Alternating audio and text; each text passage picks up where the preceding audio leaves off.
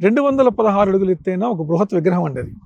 ఆ ప్రాజెక్టులో భగవద్ రామానుజాచార్యులు వారు అనేక దివ్యదేశాలు అని అంటే ఆళ్వార్లు కీర్తించిన స్థలాల్ని దివ్యదేశాలు అంటారు. ఉదాహరణకి మన అన్నమాచార్య స్వామి వారు ఉన్నారు. అన్నమాచార్య స్వామి వారు వెంకటాచలపతి గురించి ఎన్నో కీర్తనలు రాసి ఎంతో కీర్తించారు. అట్లాగే తమిళ సంప్రదాయంలో ద్రవిడ సంప్రదాయంలో 12 మంది ఆళ్వార్లు ఉంటారు. ఆ ఆళ్వార్లు కొన్ని ఆలయాల్ని, అందులో ఉన్న స్వాముల్ని, ఆ క్షేత్రాలని కీర్తించారు. ఆ కీర్తించినటువంటి ఆలయాల్ని దివ్యదేశాలు అంటారు. ఆ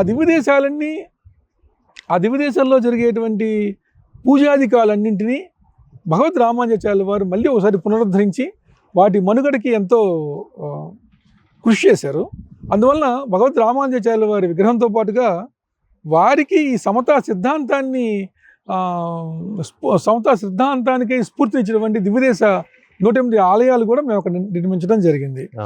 ఆ ఆలయాలు కూడా అసలు ఆలయం ఎట్లయితే ఉందో, ఉదాహరణకి తిరుమల ఆలయం గర్భాలయం ఎలా ఉంది, లేదా కాంచీపురంలో గర్భాలయం ఎలా ఉంది, లేదా శ్రీరంగంలో గర్భాలయం ఎలా ఉంది, అక్కడికి వెళ్ళి అవి ఒకసారి పరిశోధన చేసుకొని అవకాశం ఉన్న చోట ఫోటోలు తీసుకొని అవకాశం లేని చోట ఆర్కిటెక్చర్ గుర్తుపెట్టుకొని వచ్చి దాని మొత్తం డిజైన్ చేయడం జరిగిందండి.